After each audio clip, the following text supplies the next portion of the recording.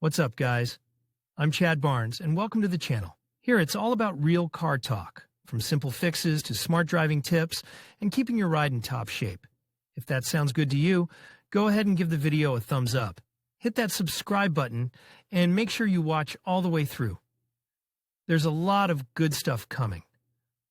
Let's get to it. Genesis made a very good impression at its debut show in Los Angeles in 2007, and at the start of sales of the production car in 2009. The coupe was developed on the platform of the Genesis sedan with some minor changes. In particular, the front suspension from the premium double wishbone was replaced by a cheaper McPherson. However, as a whole, coupe came out quite interesting. Especially decent looked the older version with 3.8-litre V6 with 306 horsepower, which did not reach us, obviously, both because of the price and because of the unprofitable power.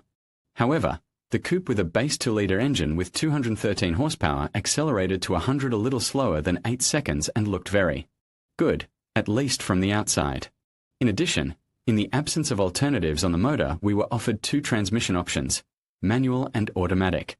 Restyling of 2011 additionally smoothed out the grief from absence of V6 engine, as the power of 2-litre turbo motor was appreciably raised, in other markets up to 275, and in Russian up to 250 horsepower.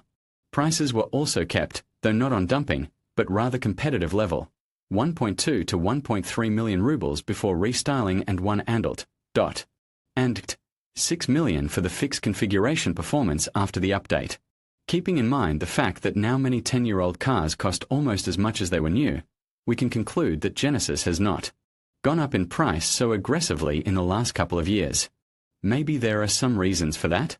Most of the bodywork problems in 10-year-old Genesis are not even related to age, but to the damage caused by accidents and not always high-quality restoration after them.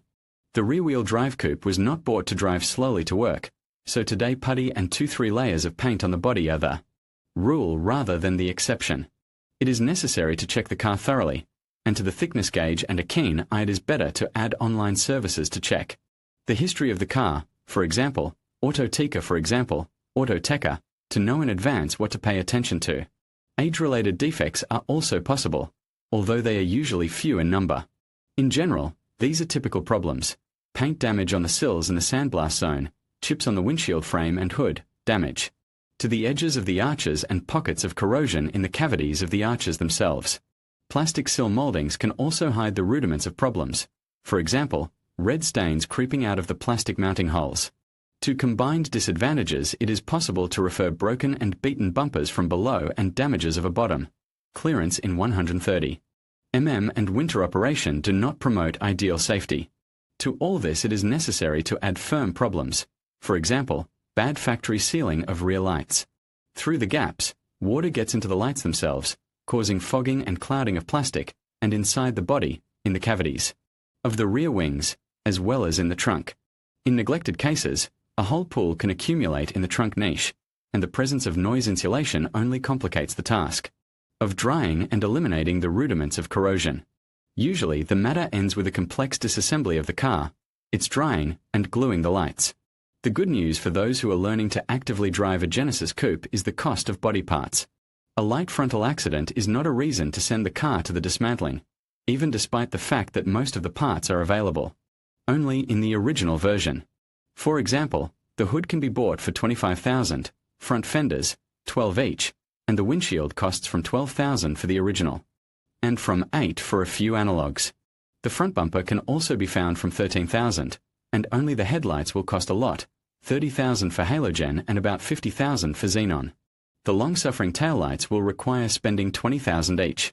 There are, however, more rare and expensive positions. For example, the trunk lid costs about 50,000 rubles. However, despite the rarity of cars in Russia, much can be ordered from foreign scrapyards. The platform of the coupe has got, as we already know, from the sedan Genesis, but with modifications, in addition to the wheelbase. Reduced by 115 mm in front, there is not a double wishbone, but McPherson. And the front suspension is not unified with other models of the concern. For example, instead of the lower L-shaped lever there are 2 separate levers with ball bearings, for each of which it is necessary to give 8 to 10,000 in original version and 3 to 5 in non-original. The choice of front shock absorbers is extremely small. In fact, it is either original from 12,000 per unit or Mando, which can be found at 8 to 9,000. Rear ones are even more expensive, from 15,000 for branded. Even stabilizer struts here are their own, though not too expensive. 1.5 thousand for the original and from 800 rubles for rare analogs. The rear 5-lever, though not very complicated and devoid of expensive solutions like active shock absorbers, will still cost a lot in repair. Yes, for almost all silent blocks there are original replacements for 1-1 5,000 rubles, but the lever in an assembly will cost 5 to 9,000 rubles, and work on replacement will also require money. Add here expensive front and very expensive rear hubs complete with bearings, and it becomes clear that it is worth to examine the running gear carefully, with a view to bargaining. With all the sport's premium ambitions, the base brakes of the coupe are the most ordinary, single-piston mechanisms with a floating bracket around the circle. Except that the diameter of discs in 320mm in front and 314mm in the rear hints at care about good braking. However, 4-piston Brembo monoblocks were offered as an option, though it will be not so easy to find a car with them.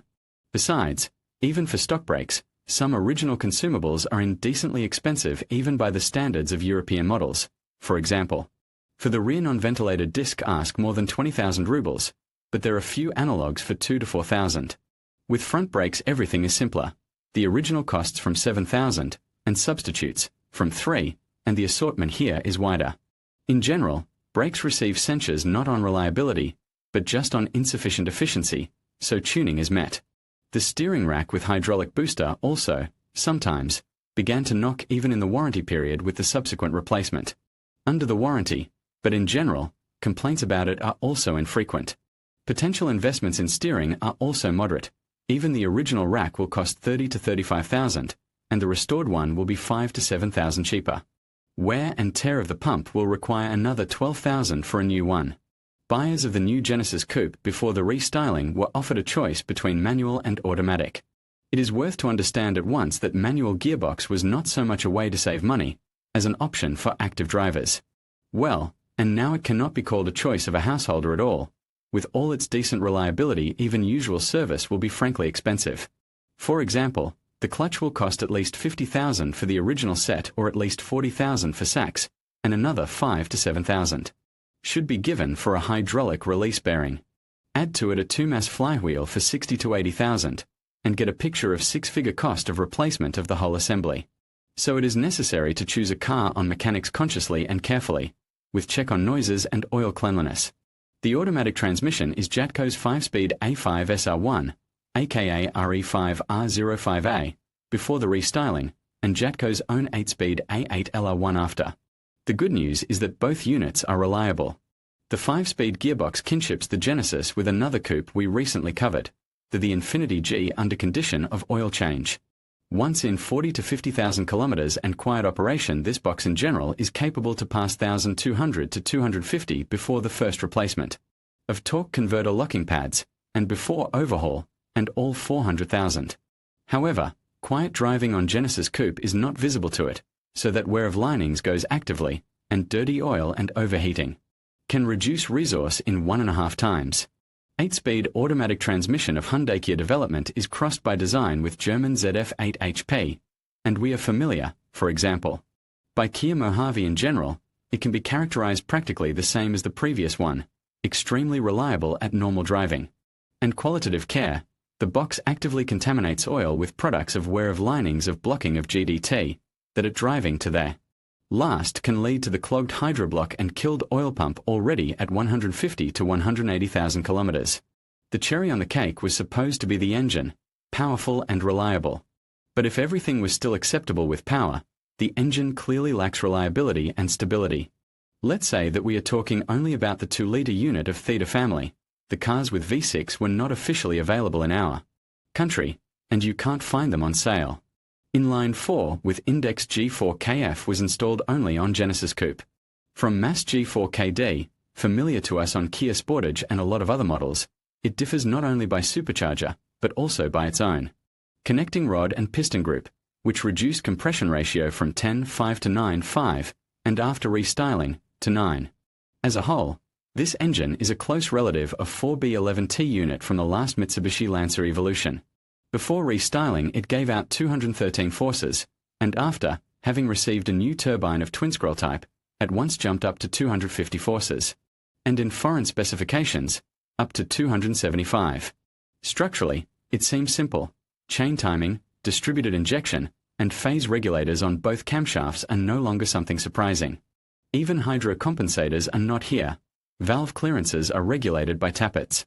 However, all this apparent simplicity, alas, did not lead to reliability. One of the main weak points was the connecting rod and piston group.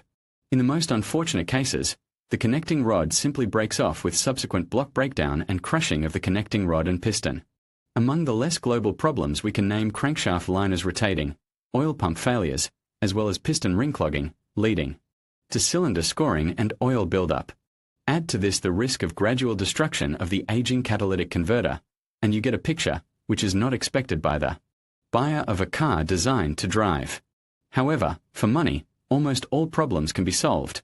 Usually it is done through a complete reassembly with replacement of pistons, 4 forged ones, connecting rods for reinforced ones, as well as selection of tuning liners.